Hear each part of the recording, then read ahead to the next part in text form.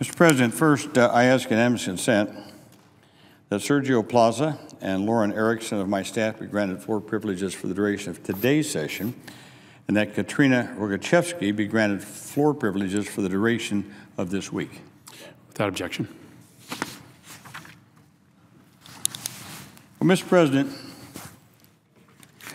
today marks another step forward in the progress of the United States of America in making sure that all of our citizens are treated fairly and equitably under law, that each citizen of this country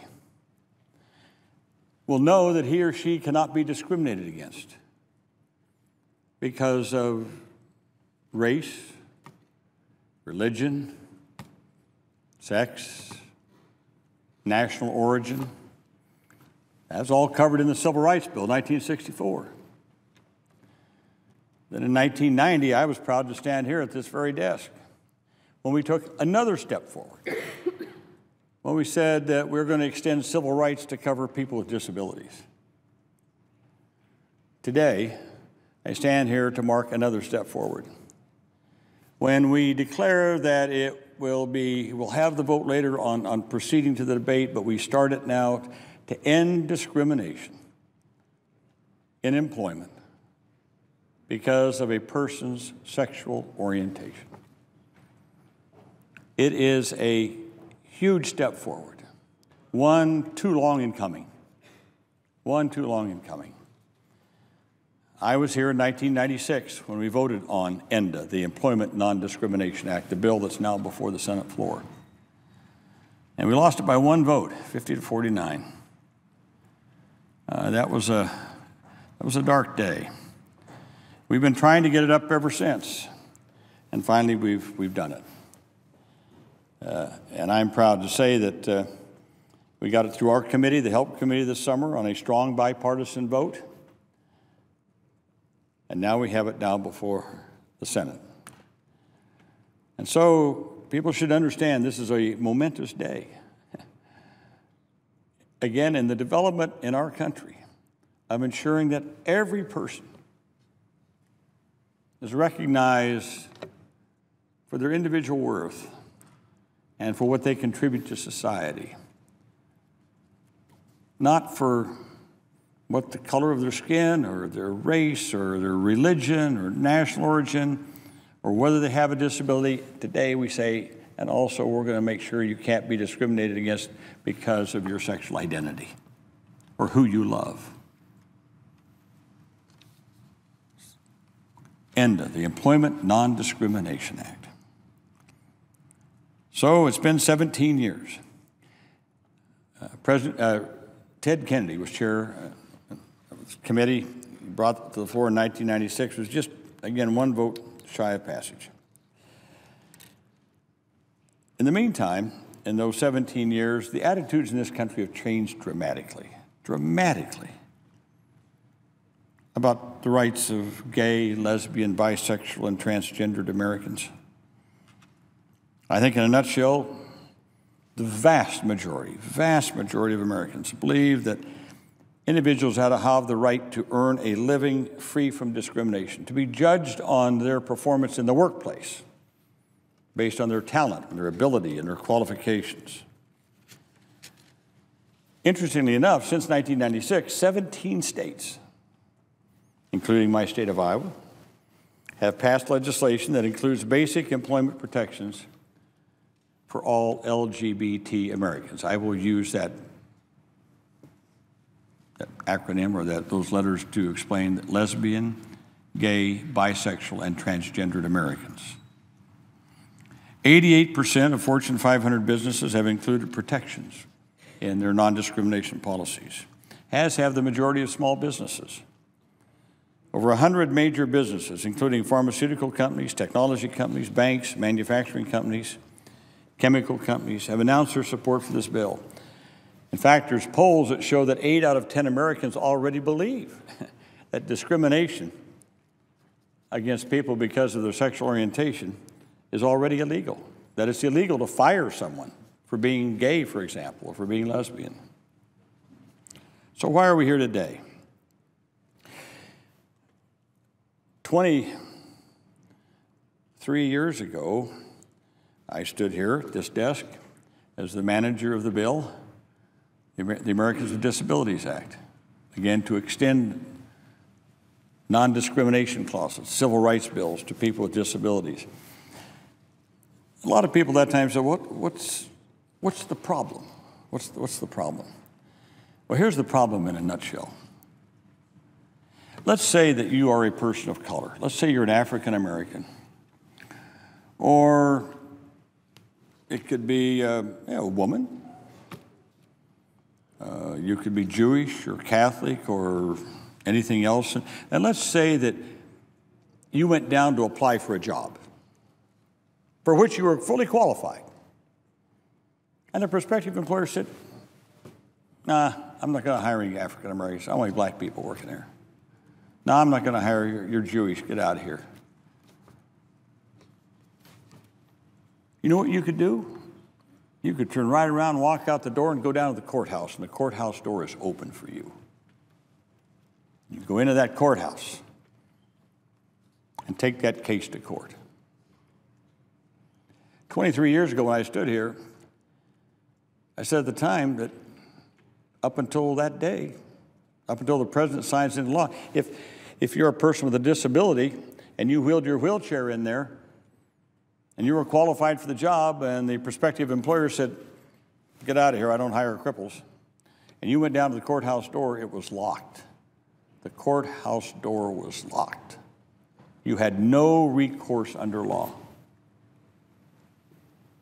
for the violation of your civil rights.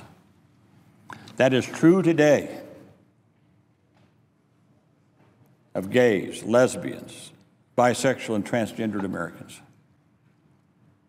They could be fired just because of that. They go down to the courthouse door, it's locked. They have no recourse under law. Now, as I said, 17 states have state laws. Some municipalities have municipal laws. But the vast majority of Americans live in states in which there is no civil rights law governing LGBT people. The majority of Americans, more than 56%, live in states where it's perfectly legal to fire someone or to refuse to hire a person because of who they are, lesbian, gay, bisexual, or transgender citizen. They have no recourse under law. As I said, most people in America think that people are covered. You can't discriminate against someone because of that. But the fact is, it's still perfectly legal to do so in most states in the United States. As I said, I think we've changed quite a bit in the 17 years since we last considered this bill. That last vote, 49 to 50, lost by one vote. No amendments. No amendments. And a majority of senators would have been enough at that time to pass it. All we needed was one more vote. And I remember then Vice President Al Gore was sitting in the chair up there, Mr. President. But we were one vote short. Today, however, as times have changed, we know you need 60 votes to pass things here now. Just think about that. 17 years ago, 51 votes would have passed this bill. Now you got to have 60 votes. But I won't get into the necessity of having to change the rules of the Senate. But we need 60 votes before we can even bring the bill up. It is a tribute to the leadership of the bill's sponsors, Senator Jeff Merkley and Senator Mark Kirk, that we have now reached 60 votes. Actually, as of just last week, we only had about 57, 58. Then another person came on, and another person this morning announced, Senator Heller of Nevada announced his support for the bill, and that puts us at 60 votes. So we have the 60 votes, and I'm predicting, Mr. President, we'll get more than 60 votes. Once you reach that critical mass, I think people here will understand that this is a step, another step in the direction of opening America up and making our society more inclusive rather than exclusive. Senator Kirk, who is managing the bill for the minority, has been a supporter of this legislation before he was elected to the House. Senator Merkley, on our side, who is the sponsor of the bill, was the leader of this effort in the state of Oregon when he was in the Oregon state legislature. So both of them, one Republican, one Democrat, have been champions of this bill since before they even came here to Congress. They both played a critical role in getting it into our committee. And even though Senator Merkley left our committee to join the Appropriations Committee, he always kept on top of this. And with their help, we voted it out of our Help Committee, as I said in July, a strong bipartisan vote, 15-7. 15-7.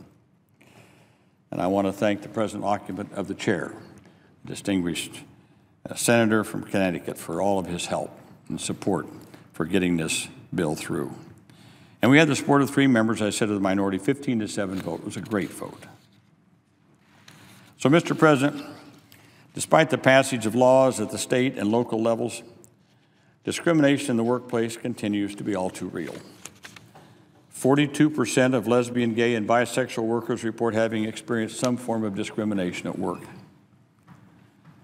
Even with the progress that's been made at the state and local levels that I mentioned, too many hardworking Americans, whether employed by private companies or by public entities, are being judged not by their ability and their qualifications, but by their sexual orientation or gender identity. Consider the example of Michael Carney, who was denied reinstatement as a police officer 3 times before successfully using the protections of state law to get his job back. This is a job in which he has now served with distinction for many years. Or consider Sam Hall, a West Virginia miner who suffered destruction of property and verbal harassment from his coworkers because of his identity as a gay person. Sam is one of those millions of Americans who currently have no legal recourse without this law. Discrimination against transgendered Americans is even more common, with 78% reporting harassment at work. I was fortunate enough to hear from Kyler Brodus as a witness at our Help Committee hearing on the bill last year. Kyler faced intense harassment at work as he transitioned from female to male. He has never fully recovered financially from the loss of his well-paid position.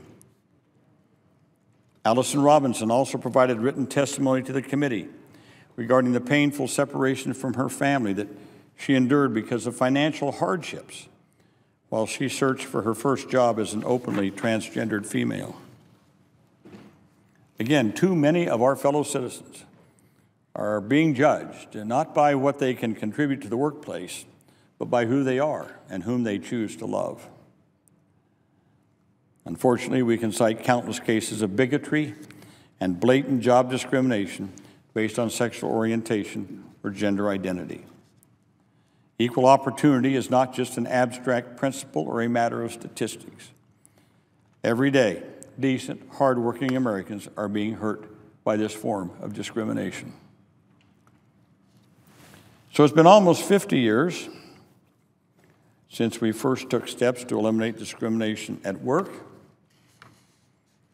23 years since we passed the Americans with Disabilities Act to eliminate discrimination against people with disabilities.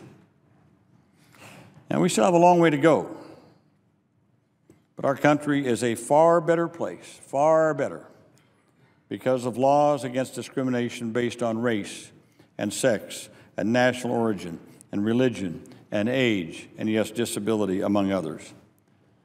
So it is time, at long last, for us to also prohibit discrimination on the basis of sexual orientation and gender identity. Such discrimination is fundamentally wrong and cannot be tolerated any longer in our country. Lesbian, gay, bisexual, and transgendered Americans deserve the same civil rights protections from discrimination as all other Americans. This bill will accomplish that. It will say to millions of LGBT Americans that they are full and welcome members of our American family, and they deserve the same civil rights protections as every other American. Now, the bill is very simple, it's very clear. It states that private businesses, public employers, labor unions, cannot make employment decisions, that is, hiring, firing, promotion, or compensation, because of a person's actual or perceived sexual orientation or gender identity. There are exemptions for small businesses and religious organizations, and the current rules that are applicable to the armed forces are not affected. The bill expressly prohibits disparate impact claims. I want to repeat that. The bill expressly prohibits disparate impact claims. It is modeled on Title VII of the Civil Rights Law. The law has been in place, as I said, since 1964. This bill also incorporates many suggestions from members of both sides, Republicans and Democrats, on our HELP committee. And I'm glad we could work on a bipartisan basis to improve the bill and to get it through our committee. ENDA, as it's known, the Employment Non-Discrimination Act, has unprecedented support from major American businesses. Mr. President, I'd like to enter into the record a letter of support from over 100 businesses, among them including Dow Chemical, General Electric, Hilton Hotels, GlaxoSmithKline, Chevron, Wells Fargo, Marriott Hotels, Coca-Cola, Cisco, Kaiser, and on and on. I'd like to submit this list of over 100 companies in America that support the passage of the bill. Without objection. In the course of our hearings on this bill, we heard from executives of Nike and General Mills, among others, asked why they had chosen to implement strong non-discrimination policies themselves. The Nike executive testified, and I quote, that ENDA is good for business because teams thrive in an open and welcoming work environment where individuals are bringing their full selves to work. So the bill we're debating today specifically protects religious liberty with a substantial exemption that allows specific religious organizations to continue to take sexual orientation and gender identity into account when making employment decisions in their religious organizations. ENDA, I might point out, is supported by 60 faith-based organizations, including congregations and organizations ranging from the Presbyterian Church of America, the Episcopal Church, the Progressive National Baptist Convention, the Union of Reformed Judaism, the Union Synagogue of Conservative Judaism, the Islamic Society of North America, and many others. Polls, as I said, show a lot of different things. Polls show that 76% of American Catholics support basic workplace protections for LGBT workers. Almost 70% in that poll of evangelical Christians support LGBT employment protections. So there's overwhelming support for this bill, as I said, amongst people of faith and religious-based organizations. So again, I acknowledge the leadership of Senator Kirk, the bill's lead sponsor, Senator Jeff Merkley of Oregon, again, who has championed this bill and without whom I dare say we would not be starting this debate today. In addition, we are fortunate that the lead Democratic sponsor of the bill in the House in previous Congresses is now a member of the Senate and a member of our HELP committee. And I hope that she will soon be able to say that she helped pass this bill in both the House and the Senate, and that's Senator Tammy Baldwin of Wisconsin. So, Mr. President, I look forward to the vote later today when we will vote to proceed to this bill. As we all know, under the rules of the Senate, after cloture and vote, we'll have up to 30 hours of debate. And then the bill will be on the floor and open. We've had several amendments that were filed in committee that members of the HELP committee reserved to try to put it here on the floor. So I'm confident that we can work through those if they are offered again. I would hope that all amendments that are offered will be directed at improving this important civil rights legislation. And I hope that amendments that are focused on unrelated matters can wait for another time, another day, perhaps when that issue is on the floor.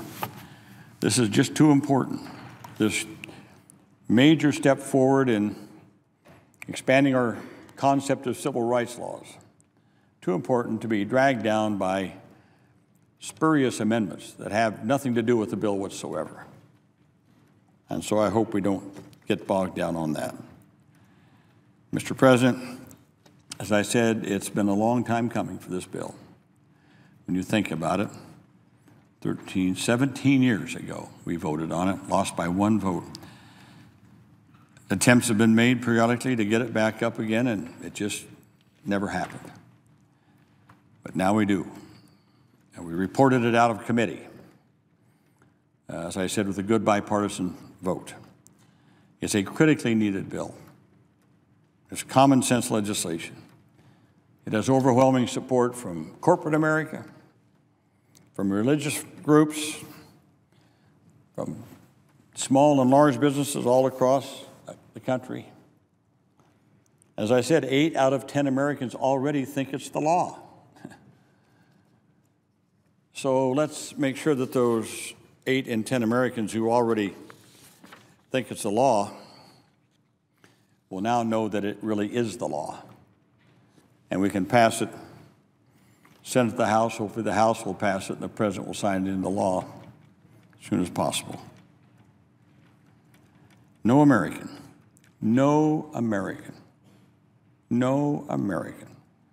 should be turned away or having to fear a loss of their job or their means of support, or fear not being hired even though they're eminently qualified, for any reasons other than their ability to do that job. People shouldn't be fired. They shouldn't be discriminated against in hiring because of color of skin, race, religion, sex, national origin, disability. That's already in the law. Now we put this next piece in place. No one should be denied a job, an opportunity to work because they're gay, lesbian, bisexual, or transgendered. That's what this bill does. I encourage all senators to join with us in passing this important civil rights legislation, continuing our nation's advance toward freedom and inclusion for everyone in our society. So let's say this is a bright day for America. We finally bring it here. As I said, we'll have the vote later today. We have 60 people that have said they'll vote for it. I hope we have more. And sometime later this week, I don't know if we're going to use the 30 hours or not, hopefully sometime this week we can finally pass it. Finally pass it. It will be, as I said, I think this week will be one that will be an uplifting week. We've had a lot of problems around this place in the last couple of months. And I know that, read the polls, I think members of the Congress, I say both the House and the Senate, I think in the general public we're probably about as popular as a toothache right now. But this week we can show the American people that we can come together and we can lift our eyes above the haze and the smoke and the horizon, and we can make this country a better place for all by passing this bill. Let's do this, and let's bring to the American people what they think they have already and what they know they want, and that is a society free of discrimination. Mr. President, with that, I yield the floor.